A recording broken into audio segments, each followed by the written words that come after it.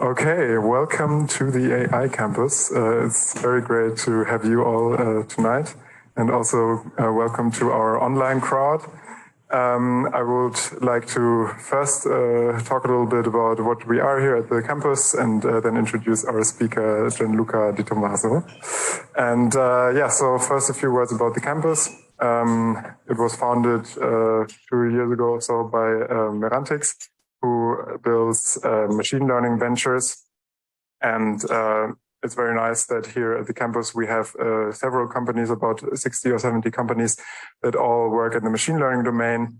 And about 5 or 6 or so of those are founded by Merantix. Merantix also is a venture studio, so it regularly spins off new companies in the machine learning domain. And here at the campus, the machine learning community really comes to grow, and we're very happy to host events like these where also external people and external speakers come in. Perfect. I was also told to sell a little bit the idea that if you are a venture and you would like space here at the campus, you can do so. And just that up front.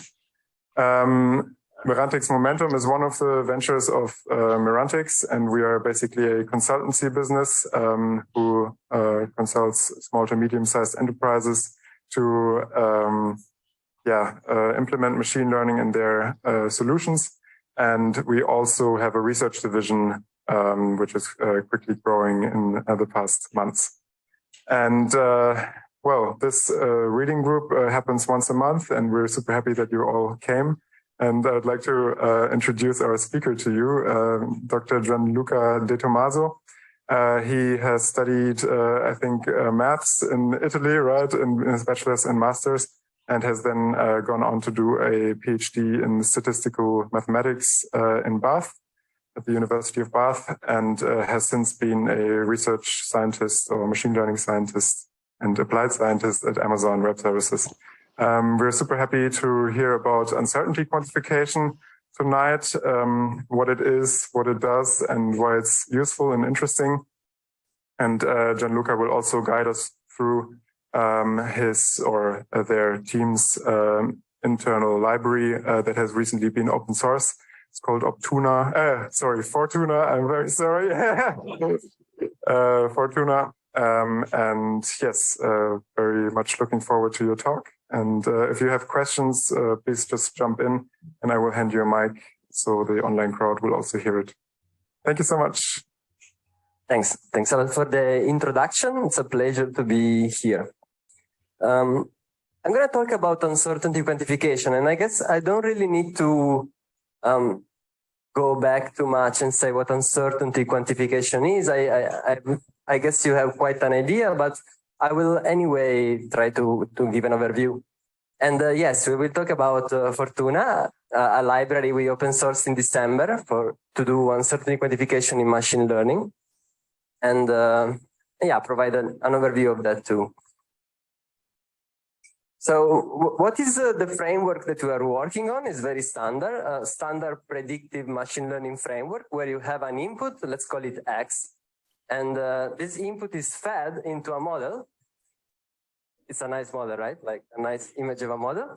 And then the model spits out a prediction. We call it Y hat. So this is very, very standard framework. You have a point prediction telling you, okay, this is a cat, this is a dog, this is a tumor, this is not a tumor, whatever. What we want to do with uncertainty quantification is add information about your prediction. You don't want only to say, okay, this is my number, my value. You want to add information about the reliability of the prediction. So uncertainty about the prediction, okay? Let's make an example. Suppose you have this nice image in input. Your model should distinguish between cats and dogs. And after it has been trained, it observes this image and needs to do a prediction. Is this a cat or a dog? Well, the model might be a little confused. I mean, it probably hasn't seen some image like that in the training set. And therefore, maybe it says, I think it's a cat. but it gives you an additional level of information. It gives you a confidence score. In this case, it tells you, okay, I think it's a cat with 55% probability.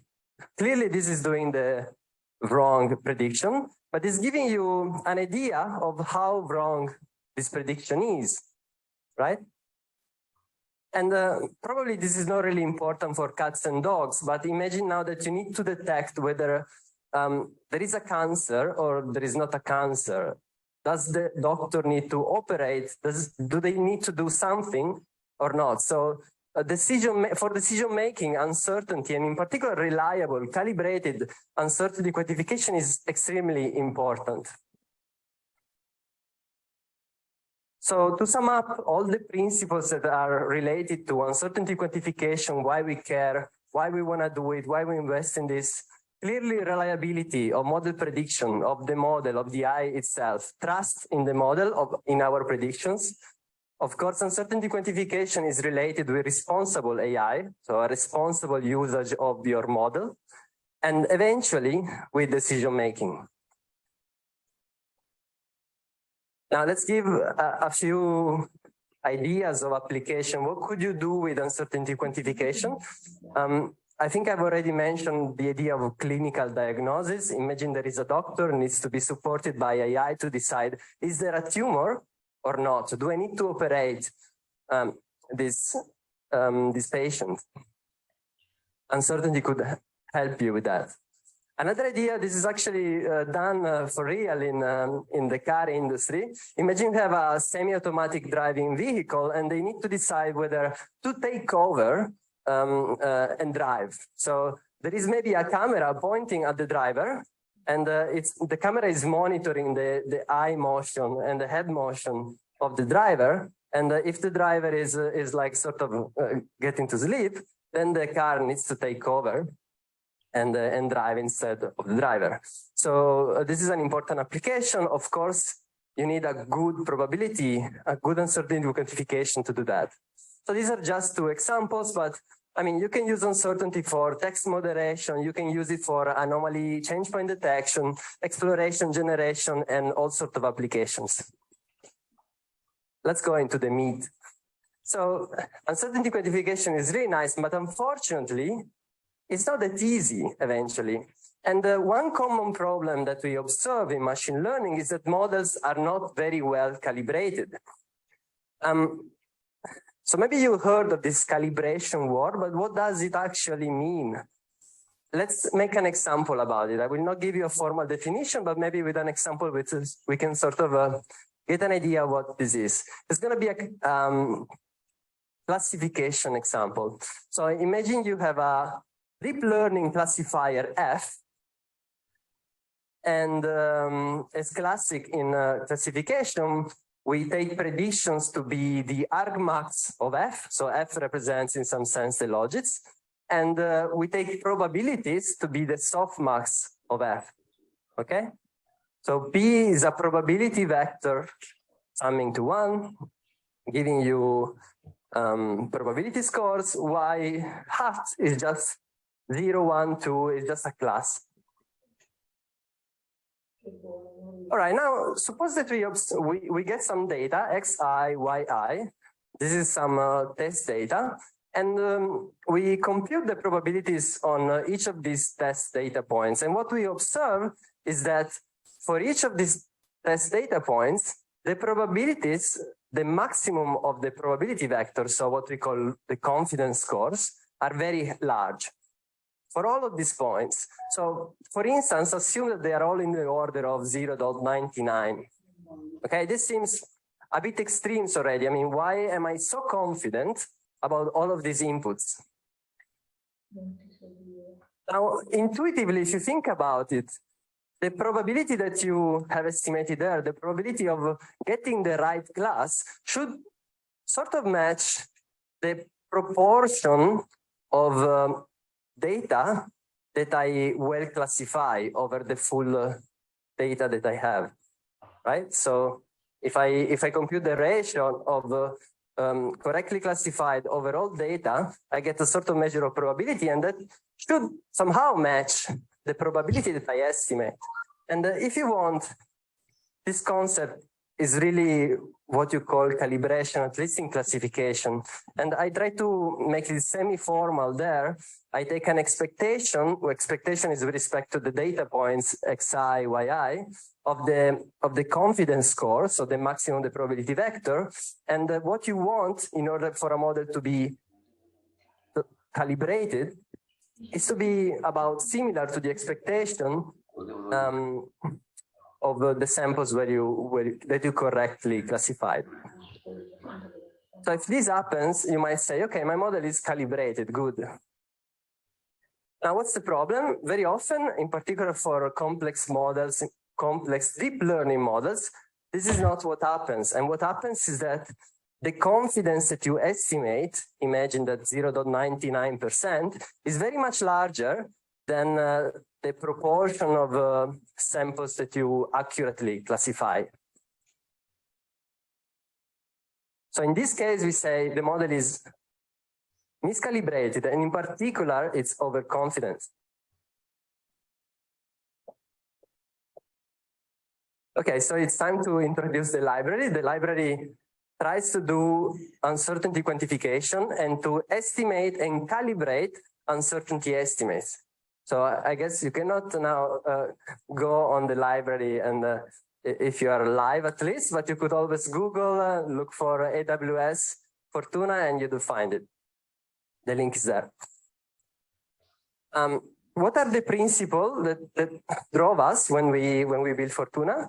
I would say one is definitely reliability. We want to support some of the most scalable and reliable methods in the literature, wherever they come from. We are not like, oh, we only want methods from this part of the literature, say Bayesian inference or just conformal prediction, whatever.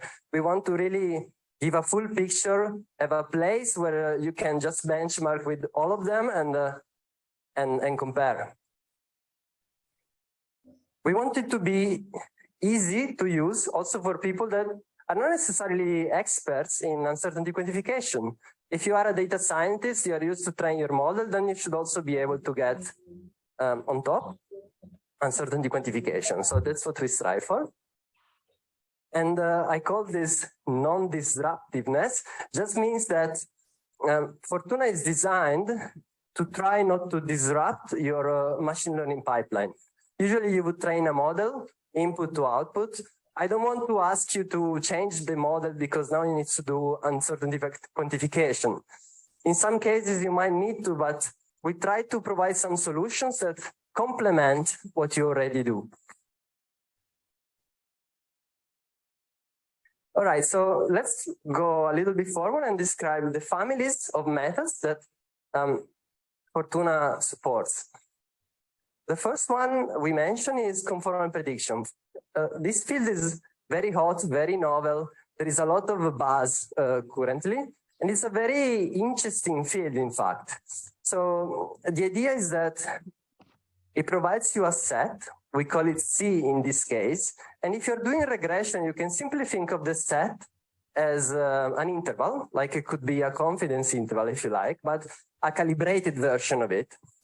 And this set is a set of likely prediction up to a certain coverage level. So for example, you could specify 95%, say, and this set would cover 95% of the probability mass. And what are the interesting features? Well, if you use these methods and if some assumptions hold, this set gives you a coverage guarantee that is also not non-asymptotic. The coverage guarantee is sort of written there. We're going to go a little bit more into detail in a next slide. But the idea is that the probability that the target variable y test belongs to the conformal set, it's bounded below and above about by 1 minus alpha, which is your confidence that you want to achieve.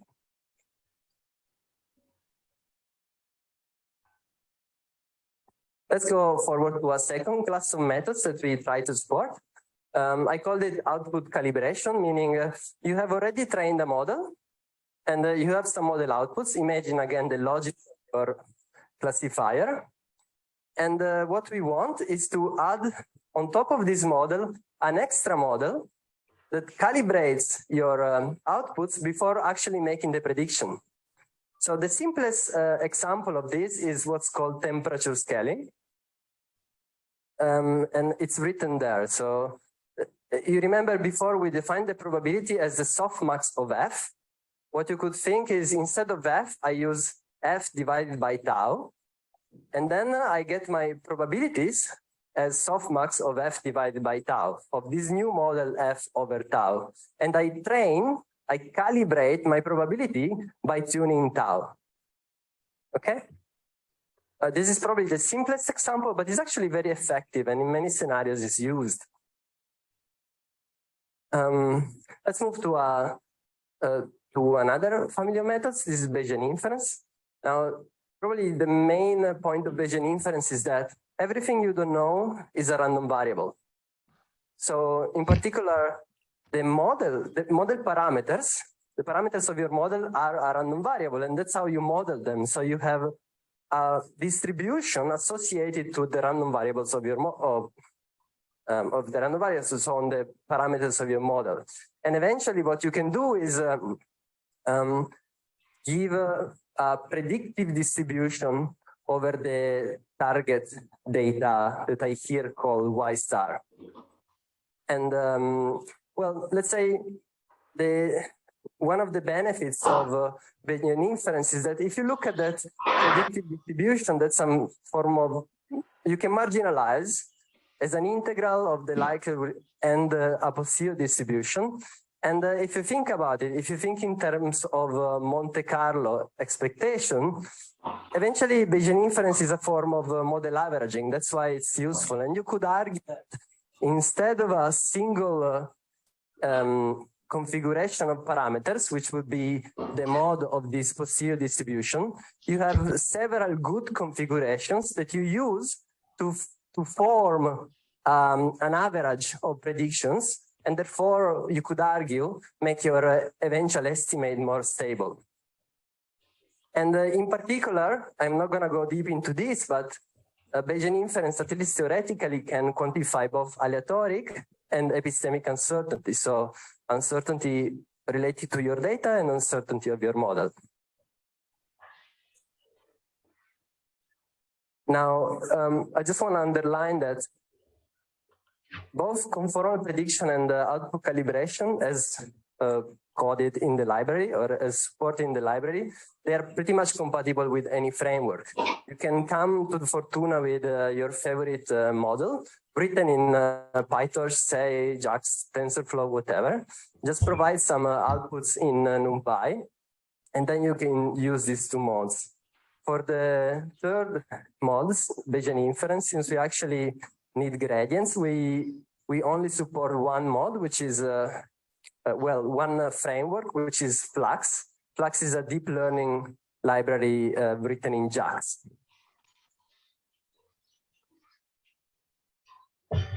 Okay, let me try to go slightly more into details here and give you some sort of recipe of what conformal prediction is and how you get conformal sets. So if you want to do conformal prediction, you need to start from something. In particular, you will start usually from some form of uncertainty estimate. All right. So you have already gotten estimated some uncertainty, and you come to me and I do some magic and I calibrate this uncertainty and I get you a conformal set. Okay, so you bring an uncertainty estimate, some validation data set that here are couples X, Y, and some tolerance level alpha. So again, it could be 0.05%. Then, probably this is the key point, if you like. You define an agreement score function, S. And this is an agreement between X and Y. So the larger the agreement score, the worse the agreement. And you could, an example of this could literally be the error, the prediction error that you make. So absolute Y minus f of X. This is just, of course, one possible score function, but it's valid. Then you compute a quantile. Now, this is a sort of a say, complicated formulation, but for n large enough, you can just think of this as the 1 minus alpha quantile of the scores evaluated at your validation data set. Okay, and then finally, you will add to your conformal sets all the predictions y such that the score is less than the quantile that you have just calculated. So you will add the predictions that conform with respect to what you've calculated before. Let me give you a little example. This is completely made up. There is no math behind, but just to make you understand what we are doing. Imagine you have this input X test, and this is supposed to be a digit. I drew it myself, so I made it a little bad on purpose because so you don't really know what it is. It could be a 4, could be a 9, whatever. So eventually what the method, the conformal set would give you is an indetermination between some of the predictions. So it could be 1, 4, 9. And it will give you this for each test. And each conformal set will not necessarily have the same size. It could have a different size. So you could think that easier predictions will have smaller conformal sets, while less easy prediction will have a larger one because you are less confident, right? Okay, so this could be a very, very, very quick summary of conformal prediction. And maybe I should say that at least the basic theory of conformal prediction holds under an exchangeability assumption of the data. If you don't know what exchangeability is, it's okay. Just think of IID. It's slightly stronger, but it's okay in practice. And if the data are not IID, there are some papers going in the direction of extending this, but let's say this is the basic assumption that you usually make to find coverage guarantees.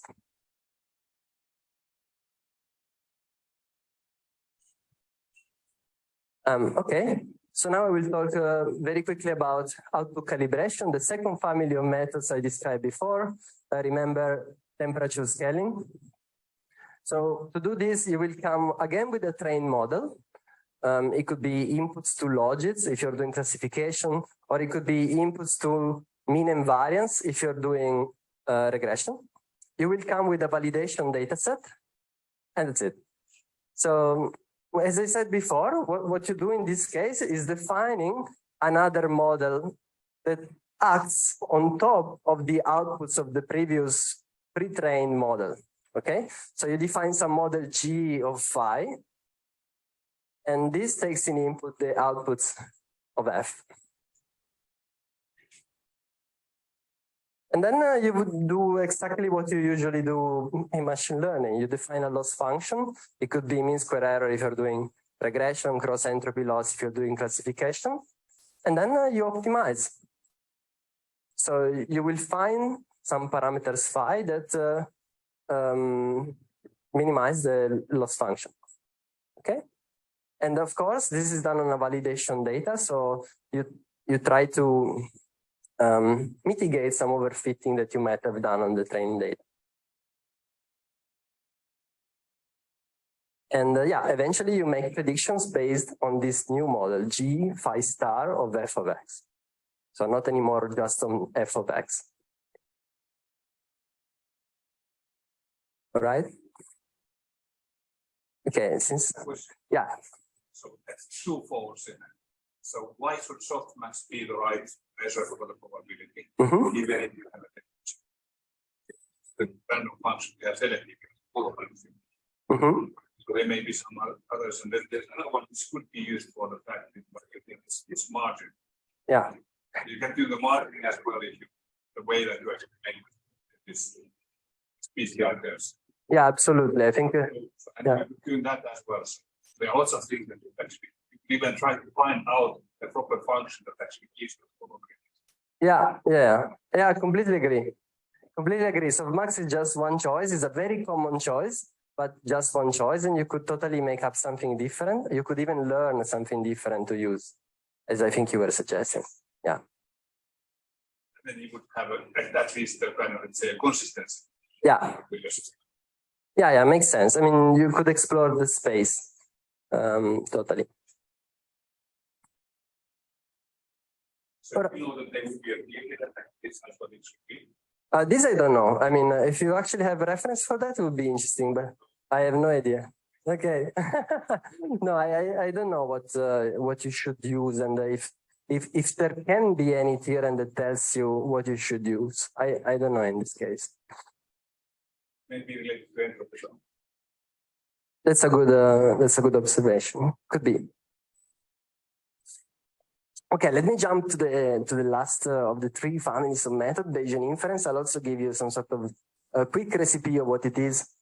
You come now with a model F of theta and x, where theta are the parameters of your model. So F is not anymore pre-trained, or well, it could have been pre-trained. So perhaps you can start your Bayesian inference algorithm from a let's say warm start, from a good configuration of theta, but still the point of Bayesian inference is to extend a single a training on a single point to a cloud of points if you want to. You want to learn a distribution. So eventually I will need to wiggle a little bit this theta to get some measure of uncertainty. So I will need to be able to access the parameters of the model. And you will come also with a training data set as usual. And probably the most celebrated part of Bayesian inference is Bayes' theorem. The idea is that by constructing a prior distribution in a likelihood function over the data, so the prior is over the parameters, you can use just conditional probability and define the posterior distribution over the model parameters given the training data. Right, and that's the classic expression. The denominator there is called evidence, something that you usually try to avoid in Bayesian inference because estimating is pretty unstable. It's pretty much the marginalization of what you see at the numerator. And then, what's the problem? The problem is that unless your model is linear and everything is super nice, which happens pretty much never nowadays, you will need to approximate the posterior distribution. And there are tons of algorithms to do this, although all have defects in some way because approximated distribution, in particular in high dimension, is difficult. It's a difficult task. But if you have to mention something, you could use MCMC, variational inference, deep ensemble, SWAG. There are several solutions, and we do offer some of them in the library. All right, so what's the recipe? What do I do now after I approximated my posterior distribution? I will sample from it. So this is point one. I sample theta from, well, actually an approximation of that object that you see there. And then I sample from the likelihood. So I would sample some y star. In this way, in some sense, I'm sampling from the joint of theta and y. And I will use this sample to estimate some statistics. It could be the mean, the variance, entropy, whatever. Usually you could think of a statistics as an expectation of some arbitrary function h of the random variable y star, given the training data and your new test data point. Okay, you probably might want to estimate this with Monte Carlo. In that case, you can really see this assembly from the posterior and then evaluating what's inside the expectation. Okay, so what's time? What's the time? Maybe I can go here. I just want to show you quickly what methods we support so far. Let me start from the Bayesian inference one. We have maxima posteriori. This is literally a regularized maximum likelihood estimator. So there is some philosophy here if you want to call this Bayesian inference or not, because I'm approximating my posterior with one single point, if you like, with a delta Dirac. So yes or no, honestly, I don't necessarily care too much. For me, it's an approximation. I put it here. Another approximation that we support is variational inference. One of the simplest instances of variational inference is automatic differentiation variational inference. You can think of this as a normalizing flow if you know what this is. where the map is linear. So eventually all you are doing is variational inference with a Gaussian distribution. So you're approximating your posterior with a Gaussian, and probably to be scalable also a diagonal Gaussian. Then there is deep ensemble. Here, pretty much you're doing a maximum a posteriori multiple times. So you will get different runs of your model, initialize at different initial configurations, and you will get some different solutions and use them to approximate your posterior if you want as a mixture of delta Diracs. Sorry. And then the SWAG. SWAG is another method we support. It tends to work pretty well. It's basically, it's basically computing an optimization. Usually when you do this in deep learning, optimization is a stochastic optimization. And what you do eventually is taking the checkpoints over the random trajectory and using these checkpoints to form a Gaussian approximation of your posterior distribution. So you will compute some sort of aggregation like a mean and some low rank empirical covariance metric, and then form this Gaussian. Now, parametric calibration methods, apart from temperature scaling, we don't have explicit methods, but here you can add any model that you want on top of your model, any deep learning model, and just use that and calibrate your prediction. Maybe let's go now to the conformal prediction methods. We support some, let's say, basic methods for classification. So this is actually quite naive, simple conformal prediction sets. And then maybe a more advanced one so far is adaptive conformal prediction sets. And there are a few now in regression that so far we have added. Conformal quantile regression. You could also do conformal prediction starting from a scalar uncertainty estimate. There are some other algorithms that if you can afford cross-validation or leave one out, you might want to use then jackknife plus. And now we recently added MVP. This is an algorithm for time series regression. But we are adding more algorithms over time. And probably I don't really have time for this. So this was just trying to say that you can use the library with several modes. You can do different things with it according to your really requirements, application requirements. And you could train a model, you can start from model outputs. You can come to the pipeline at different points. And maybe very quickly, I try to just walk through a notebook example, if I have time. Okay, I would not run this online, but it wouldn't take long. So here, this is just a very, very simple visualization. I'm making a toy example, a regression example in 1D actually. And I created some sinusoidal data. This is nothing really fancy. So after you have created this array of data, you can use Fortuna to, you can use the data loader from Fortuna to pretty much batchify your array of data. So you take your array and you create a data loader. So an iterator that takes batches. And this works from array of data, but you could also have a TensorFlow data loader and convert it into something that is compatible with Fortuna. You could use PyTorch, whatever. All right, so here we are doing actually Bayesian inference. So the idea is that you come with a deep learning model. So that's something that you might choose and you don't need to change. And in this case, we take probably one of the simplest deep learning model, which is MLP, right? So just a perceptron. And so what we do is you select the model and then we wrap this model to make the model probabilistic.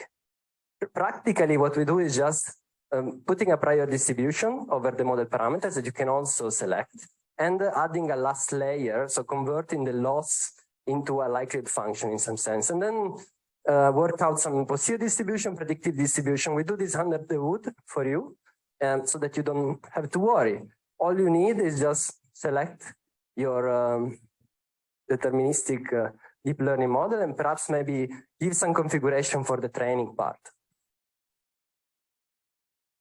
Right, so like this, we form a probabilistic model.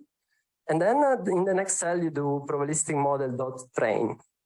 So what does train mean in this case? It means posterior inference. And if you have given data for it, calibration. So output calibration, like temperature scaling by default. So if you have given data, we will do both. And of course, you can select your favorite method for posterior approximation. Here in this cell, I had selected a deep ensemble, but you could select something else. If you don't select anything, you will get something by default. Okay, here it trained, there were several runs. It's a deep ensemble with 5 runs.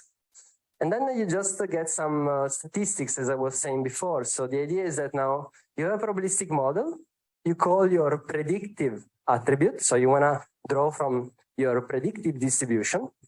So prob model.predictive, and then you call whatever you wanna call. It could be the log probability density, it could be the mean, the aleatoric variance or the epistemic variance.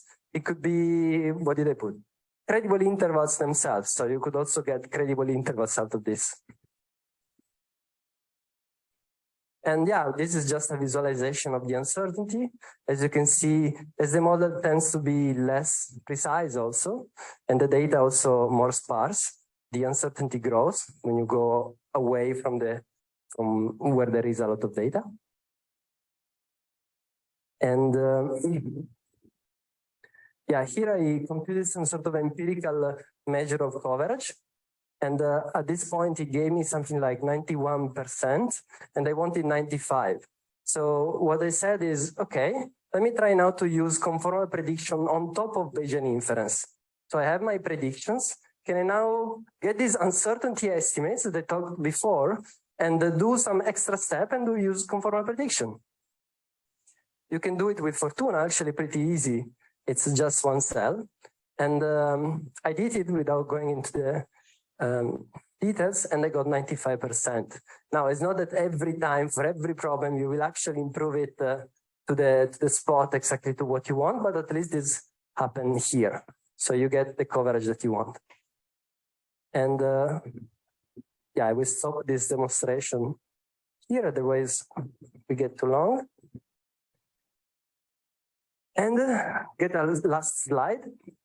So material, I mean, you can find Google, you can find the GitHub repo. This is open source. And yeah, I even did a star popping up. So if you can start the library, this would be really helpful. You can also find the documentation and the AWS launch blog. And I also want to advertise other libraries that are managed and supported by the team. In particular, we have Renate for continual learning. So if you're interested in triggering retraining of your model, you can look at Renate. And if you're interested in hyperparameter optimization, you can look at SignTune. All right, so also these, of course, are easy to get. Just Google AWS, the name of the library, you will find it. And with this, that's it. Thanks a lot.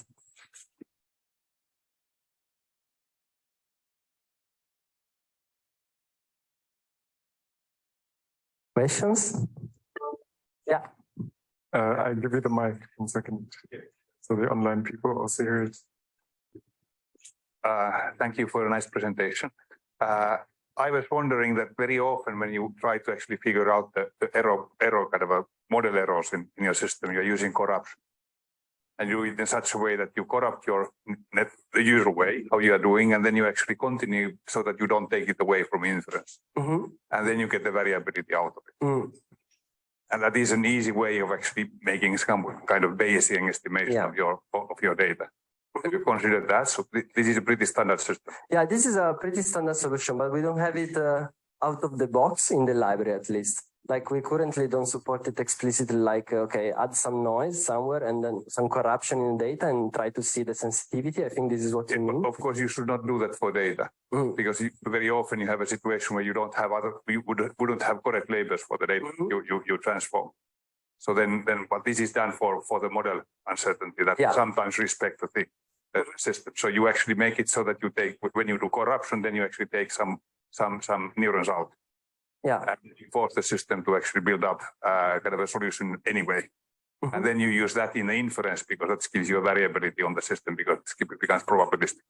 Yeah, that's a good point. It would be nice to add that too. Yeah. Yeah, also thanks from my side for the presentation. Since uncertainty quantification is a pretty active field of research, I was wondering, how did you decide which method to include in the library? Yeah, this is a good question, also a difficult question to reply to, because when you go to the literature, sort of everybody seems to be claiming that they are better than the others. And of course, this just shows you that it's very hard to find the best algorithm overall, because some algorithms work better in one setting and some other in other setting. So we simply went for the ones that were most used and popular and seemed to be more reliable according to literature. We did our own experiments as well, in particular to select defaults, and that's how we decided. There is no magic.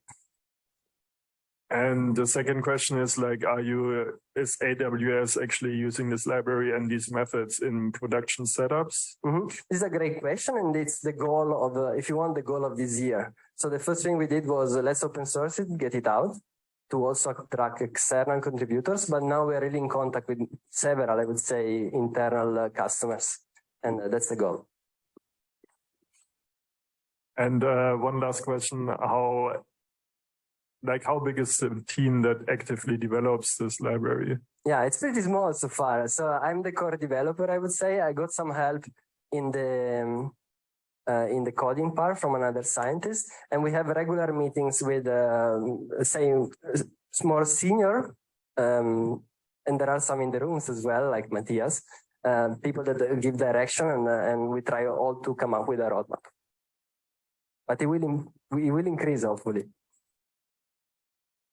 Well, thank you for the great talk also from my side. Do you provide in the library some utils to compare the different methods against each other on coverage level or size of the set you produce?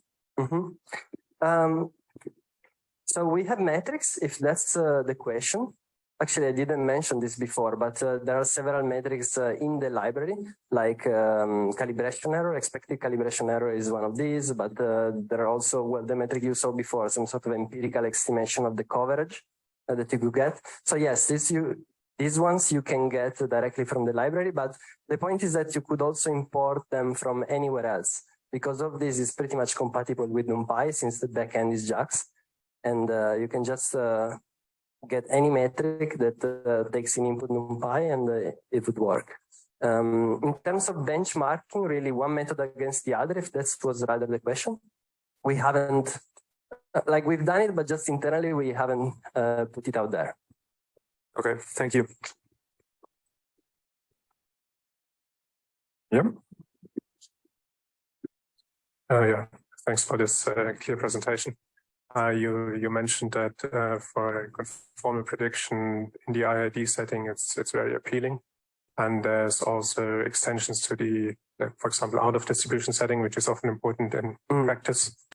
Given that you are surveying literature, do you have a take on whether these methods are already useful for practical purposes? They are, yes, I think they can be useful for practical purposes already. In particular, they have really, one of the benefits of conformal prediction is that it's really practical. Like you start from a pre-trained model, perhaps already some uncertainty estimates. So you just need to use something on top. And that's really one of the benefits of the methods, if you like. I would tell you, try to do the full pipeline if you can. So try with the Bayesian methods, perhaps add on top. But in many scenarios, you can't. So you try to compromise, and that's, if you define practicality by this perspective, yes. If you define practicality from how accurate is your method, if you like, in this sort of non-IID scenarios, I guess this depends a lot on the degree to which the data is non-IID, because usually there are coverage guarantees also in this setting, but there are bounds. And these bounds depend on the degree of correlation, if you like. So the more correlated the data, the less the quality. But one of the algorithms we support, for example, is 4 time series. So here the data is definitely non-independent. And yes, there are now methods popping up in this field too.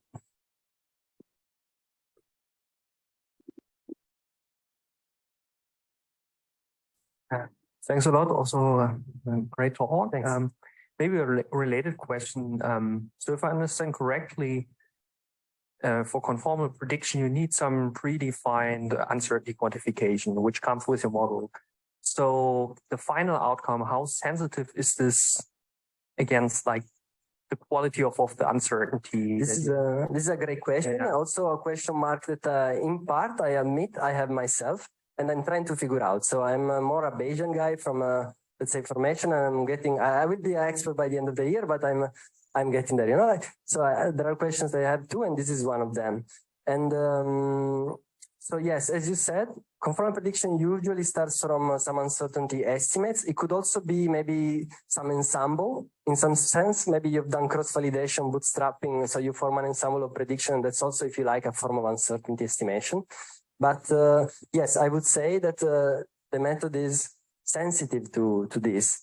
And so the idea is that you need to start from the best uncertainty estimate that you can to then have a more efficient set, so meaning smaller. Of course, you will have a validity guarantee because the method tells you, so you will cover most of the probability mass, but this doesn't tell you that the set is small enough to be actually usable. If I cover the full real line, okay, I have validity, but this is not efficiency, right? So yes, better to start from a good uncertainty estimate. And in some sense, is also why we do all of this pipeline. We say, look, you could do Bayesian inference and then use conformal on top, because ideally Bayesian inference, if it works, already gives you a good estimate. Thanks.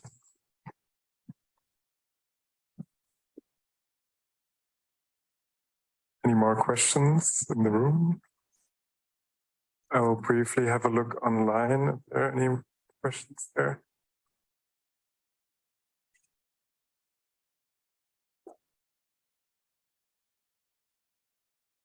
Yeah, I think there is one question. So on slide 8, you're using the confidence to do the refinement, right? I read that most modern calibration techniques like TS and LS should not be used for refinement. Have you considered this and offer calibration techniques that do effective refinement? Does that question make sense? I think I struggle to understand what you said. Yeah, so I'm just reading the question. You're using the confidence to do the refinement, right? Does that ring a bell? I don't know. I don't see it directly. At least where we are using the confidence. I think we're having trouble to understand your question, Dave. Maybe you can rephrase that. No, sorry about that. No worries. Cool. Are there any more questions in the room? I actually had one question. So in this output calibration, you had the parameter tau, right? Yeah. Is this a scalar or a vector? Right. So the basic formulation, this is a scalar. So it's more scalable also, the method. But definitely you could make it a vector if you want an extension. Because, like, I think if the problem is if it's a scalar, then it will affect the scaling of all the classes in the same way, right? Yeah, exactly. This so is you don't really want that, I guess. Yeah, this is definitely maybe the main drawback of temperature scaling. And yes, you can generalize it as a vector. You can also try to make an actual model. So eventually the temperature is like having an input dependent temperature. Mm-hmm. So that's, if you want, you could see this as the model G. Mm-hmm. And that would partially solve your problem at the expense of another problem, which is inference. So that becomes harder. Mm-hmm. Thank you. Last chance. No one? No. Okay. Well, thank you so much for giving this great talk. It's been really a pleasure to have you. Feel free to stick around a little bit and connect with anyone you find interesting or you want to talk to. And if you ever want to speak here on this stage, then come and talk to me as well, and we can make it happen. Have a great evening. Thanks. Thanks.